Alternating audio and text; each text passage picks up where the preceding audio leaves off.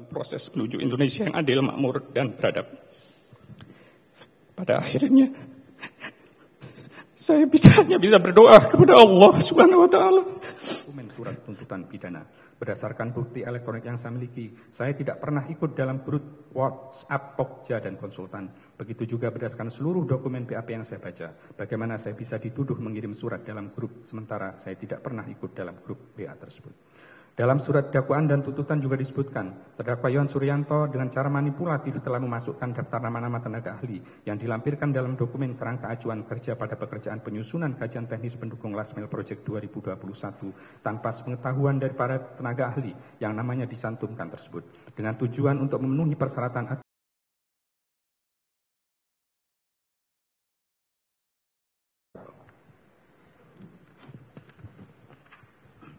agar dapat dilaksanakan pekerjaan kajian teknis pendukung Last Mile Project 2021 pada bakti.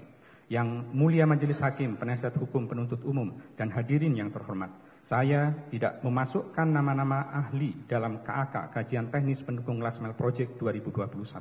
Selain itu, KAK atau kerangka acuan kerja kajian pendukung teknis Last Mile Project tahun 2021 merupakan tanggung jawab dari Bakti sebagai pemberi kerja kepada HUDEF UI. KAK ini sebagai dasar HUDEF UI agar bisa melaksanakan pekerjaannya. Tentunya tidak mungkin saya memasukkan nama-nama tenaga ahli dalam dokumen KAK tersebut. Selain itu, nama-nama usulan tenaga ahli adalah diusulkan oleh Ketua HUDEF UI karena mereka sudah pernah terlibat dalam proyek di HUDEF UI sebelumnya. Saya juga tidak tahu nama-nama yang disertakan dalam dokumen kontrak dan SK karena saya hanya sebagai salah satu tenaga ahli dan saya baru mengetahui kontrak dan SK tersebut ketika proses penyidikan.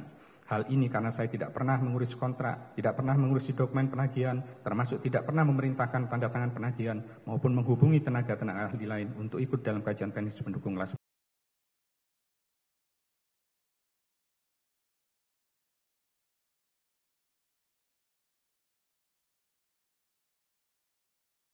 pendukung Last Mile Project 2021. Pada kenyataannya juga menjabat sebagai Direktur PT Rambinet Digital Network selaku subkontraktor melalui konsorsium PT IBS pada paket 4 dan 5 dalam proyek penyediaan infrastruktur BTS 4G dan infrastruktur pendukung pada tahun 2021 sampai dengan tahun 2022 percepatan program pembangunan BTS 4G di 7.904 desa kelurahan 3T.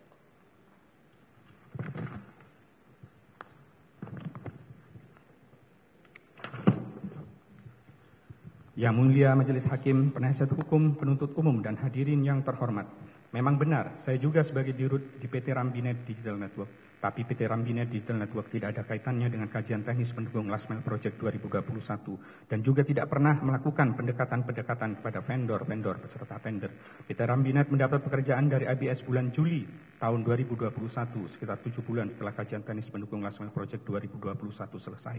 Dan itu pun bukan atas inisiatif saya, karena itu dari mitra kami yang mendapatkannya dan dia mengajak kerjasama PT Rambinet yang sudah biasa mensuplai komputer dan sistem IT. Yang kami kerjakan waktu itu adalah pengadaan dan instalasi NMS Visat yang nilainya relatif kecil dibanding proyek yang ada dalam kajian. Dan NMS Visat bukan merupakan solusi yang dijadikan sebagai acuan dalam kajian. Dan pekerjaan pengadaan NMS di IBS tersebut dilaksanakan secara profesional dengan margin keuntungan yang normal sekitar 200 juta dari nilai proyek 1,7 miliar dan sudah diselesaikan dengan baik di akhir tahun 2021. Perlu kami jelaskan bahwa berdasarkan fakta persidangan sebelumnya, saya sebagai tenaga ahli yang menyusun kajian teknis pendukung Last Mile Project 2021 adalah dalam naungan lembaga HUDEF UI dan pekerjaannya sudah selesai di bulan Desember 2020. Sehingga ketika PT Rambinet Digital Network mendapatkan pekerjaan dari IBS pada bulan Juni 2021 sampai November 2021 yang mendapatkan pekerjaan dari IBS pada bulan Juni sampai November 2021 yang merupakan pekerjaan support untuk pengadaan dan instalasi NMS Visat adalah tidak berkaitan. Selain itu, berdasarkan fakta persidangan sebelumnya, saya bukan inisiator dari pekerjaan NMS Visat di IBS tersebut dan nilainya juga relatif kecil, yaitu sekitar 0,08% dari nilai proyek IBS yang disubkon atau disuplai oleh pihak lain, serta keuntungannya wajar sekitar 12% dari. Berdasarkan fakta persidangan, bahwa pengaturan etika pengadaan menurut peraturan sama dengan pengaturan pada Perpres. Hal tersebut tidak termasuk dalam bentuk pertentangan. Secara regulasi yang termasuk perantaran kepentingan hanya rangkap jabatan pada beberapa peserta tender, konsultan-konsultan MK, perencana, pengawas, dan pelaksana konstruksi, khususnya pada kerjaan non-terintegrasi, keterlibatan PPK, Pokja, pejabat pemilihan pada badan usaha, dan adanya kepemilikan saham di atas 50% pada beberapa peserta tender paket pengadaan yang sama. Dalam surat dakwaan dan tuntutan juga disebutkan, terdakwa Yohan Suryanto baik secara bersama-sama maupun sendiri-sendiri dengan Anang Ahmad Latif, Galumbang Menak Simanjuntak, Irwan Hermawan dan Mukti Ali dalam proses pengadaan proyek penyediaan infrastruktur BTS dan infrastruktur pendukung paket 1, paket 2, paket 3, paket 4, dan paket 5 pada bakti Kominfo RI telah melakukan pertemuan-pertemuan dengan calon kontraktor dan subkontraktor secara tidak sah dalam rangka menentukan pelaksanaan pekerjaan sebelum diumumkannya lelang untuk pengadaan proyek penyediaan infrastruktur.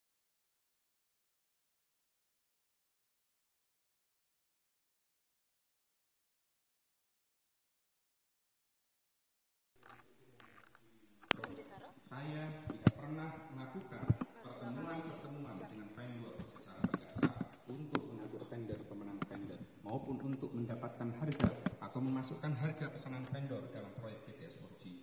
OE dalam kajian dilakukan sesuai dengan kaidah KIJN. Sesuai fakta persidangan bahwa saya tidak pernah bertemu dengan Anang Ahmad Latif, Galumbang Menak Simanjuntak, Irwan Hermawan, dan Mukti Ali pada tahun 2020 sampai 2022 dan juga tidak pernah bertemu dengan calon kontraktor maupun subkontraktor dengan mereka. Bertemu dengan para terdakwa saja tidak pernah, bagaimana bisa bertemu bersama mereka dengan vendor. Khusus dengan terdakwa Anang Ahmad Latif di tahun tersebut hanya pernah meeting online Zoom dan ada diskusi via grup dan tidak satupun yang melibatkan calon kontraktor maupun subkontraktor. Selain itu, dalam surat dakwaan dan tuntutan saya juga diduga memperkaya diri sendiri. Terdakwa Yohan Suryanto sebesar Rp453.600.800 yang diterima dari sebesar 400 juta selaku tenaga ahli HUDEP UI dan sebesar Rp53.608.400 dari Don Hendry pada pembagian keuntungan dari PT Rambinet Digital Network. Yang mulia Majelis Hakim, penasihat hukum, penuntut umum, dan hadirin yang terhormat, sesuai dengan ketentuan standar biaya atau SPK penelitian, pelaksana penelitian atau pengembangan tidak lagi dituntut untuk melaporkan atau menyampaikan bukti rincian pertanggungjawaban pengeluaran atau penggunaan dana kepada penyelenggara penelitian. Pasal 17 ayat 4 Permenristek Dikti nomor 20 tahun 2018. Kewajiban utama pelaksana penelitian atau pengembangan adalah menghasilkan dan mempertanggungjawabkan keluaran penelitian atau pengembangan yang diajukan dalam proposal serta disetujui. Bukti rincian pengeluaran sebagai syarat administrasi tidak lagi digunakan dan tidak membuat output kajian menjadi tidak sah. Bahwa berdasarkan fakta persidangan, bukti elektronik berupa percakapan WA dan rekening koran BNI milik saya, bahwa pembayaran dari HUDEP UI untuk kajian pendukung Last Mile Project 2021 kepada saya adalah berupa bagian dari Rp390 juta dan itu pun berasal dari sumber yang lain yang tidak terkait dengan pembayaran dari bakti ke HUDEP UI untuk kajian terkait. Sementara itu, pembagian keuntungan Rp43.608.400 untuk Rambinet, bukan 53 juta sesuai keterangan dalam BAP saksi dan fakta persidangan, adalah keuntungan dari pengerjaan proyek yang sah.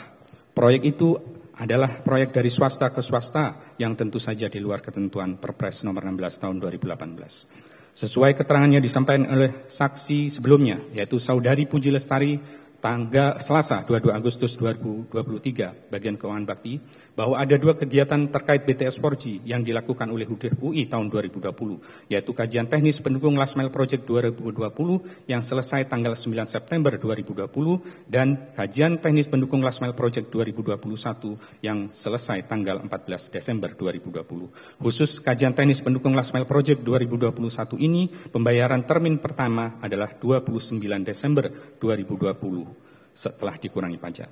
Dan termin kedua juga tanggal 29 Desember 2020. Pembayaran untuk kajian teknis pendukung Last Mile Project 2021 dari Bakti KUI adalah cair tanggal 29 Desember 2020. Dan berdasarkan kesaksian Amar dan Ivan bahwa dana tersebut baru diterima oleh HUDEP UI pada bulan Januari tahun 2021.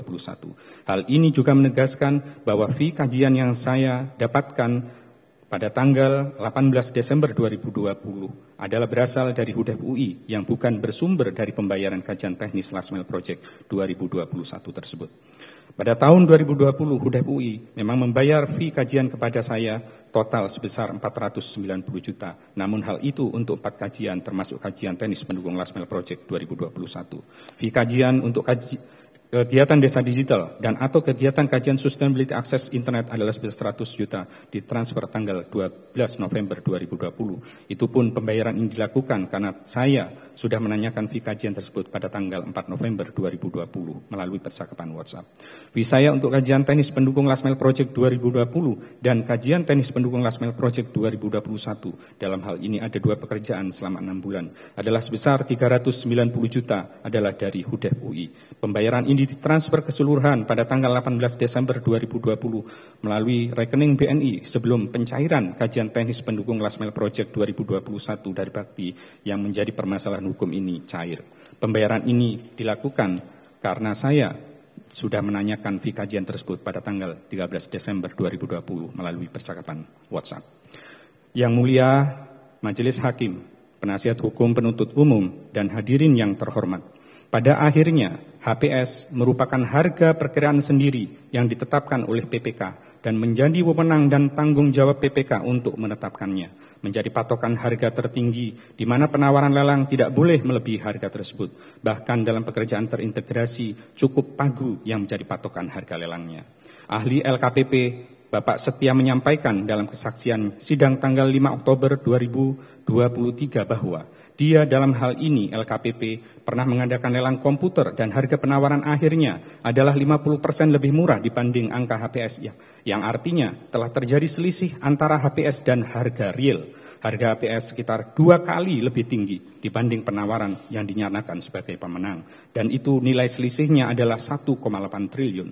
Ini berarti bahwa HPS yang dibuat oleh tim lelang yang merupakan perkiraan awal ternyata 2 kali lebih mahal dari harga akhirnya.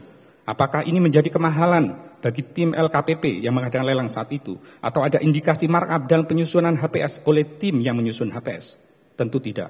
Ahli LKPP Bapak Setia menyatakan bahwa case-nya adalah penghematan yang diperoleh negara. Isunya bukan markup dalam menyusun HPS. Sesuai dengan Perpres Pengadaan Nomor 16 Tahun 2018 bahwa HPS tidak bisa dijadikan dasar perhitungan kerugian negara karena HPS adalah harga perkiraan sebagai batas atas dan kerugian negara harus pasti dan tidak bisa dari harga perkiraan yang belum terjadi. Kami menyadari bahwa kajian bisa salah. Namun, selama mengikuti kaidah akademis, hal tersebut bisa diterima dalam dunia akademis. Bahkan kajian yang disiapkan oleh 1 orang bisa direview oleh beberapa ahli lainnya. Beberapa ahli lainnya tersebut bisa dicantumkan sebagai kontributor dalam publikasi ilmiah terkait kajian tersebut.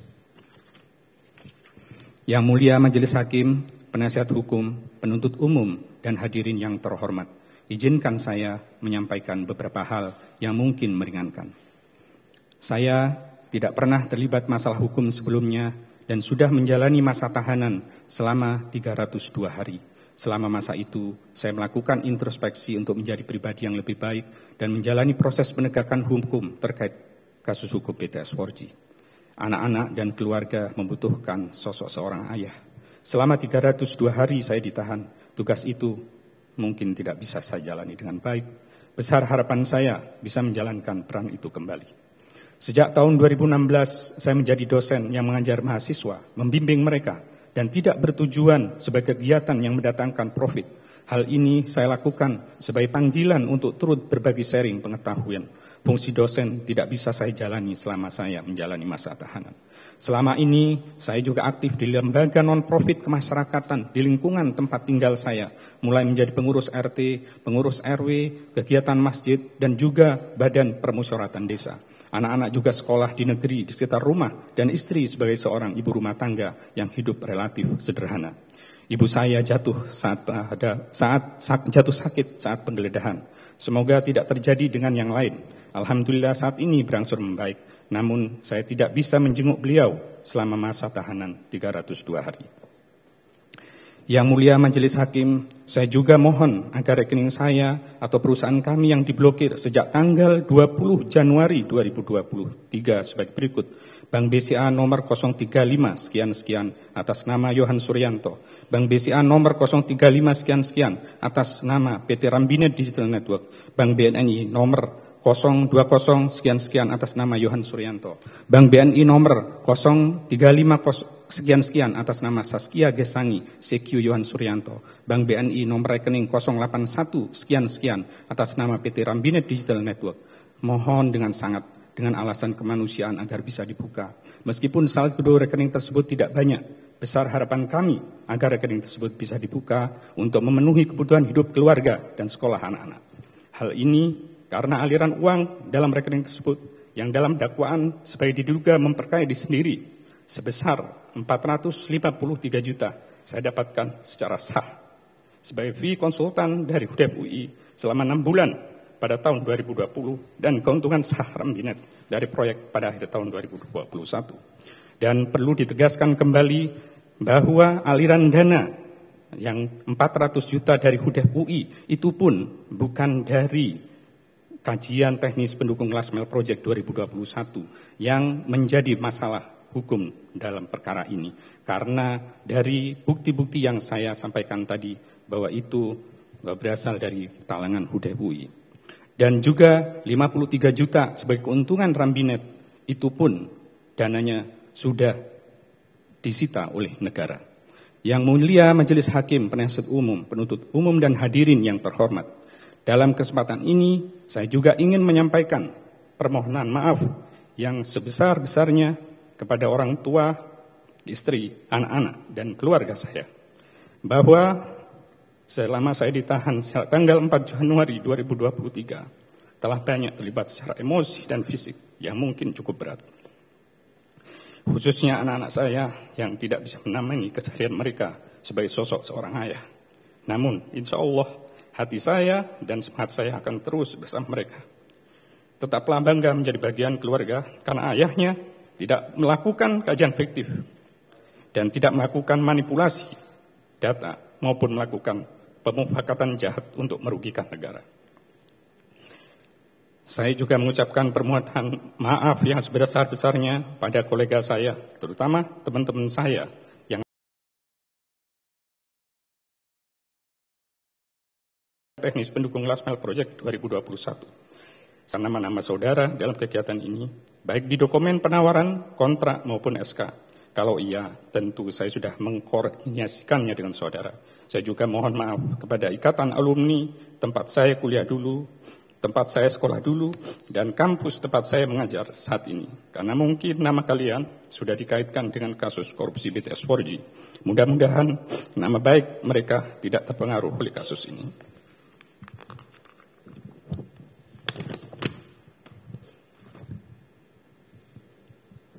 Saya juga mohon maaf kepada lingkungan sekitar saya, desa di mana saya menjadi BPD yang mungkin secara tidak langsung terkait isu BTS 4G. Semoga kalian tetap semangat melayani masyarakat. Saya juga mengucapkan banyak terima kasih yang sebesar-besarnya kepada orang tua, istri saya, anak-anak saya, dan kepada saudara-saudara saya.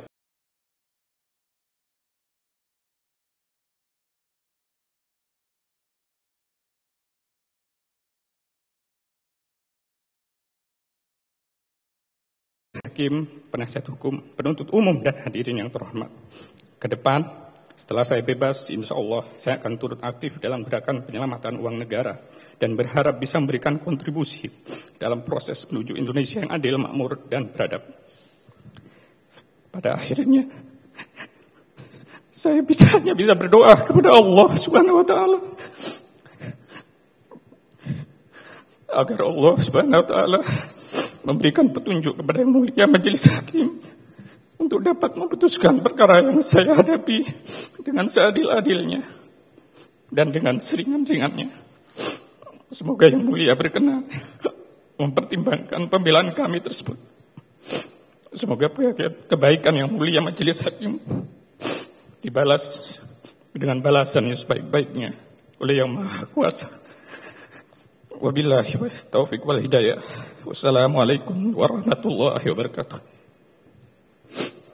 Jakarta, 1 November 2023. Hormat saya, Yohan Suryanto. Terima kasih.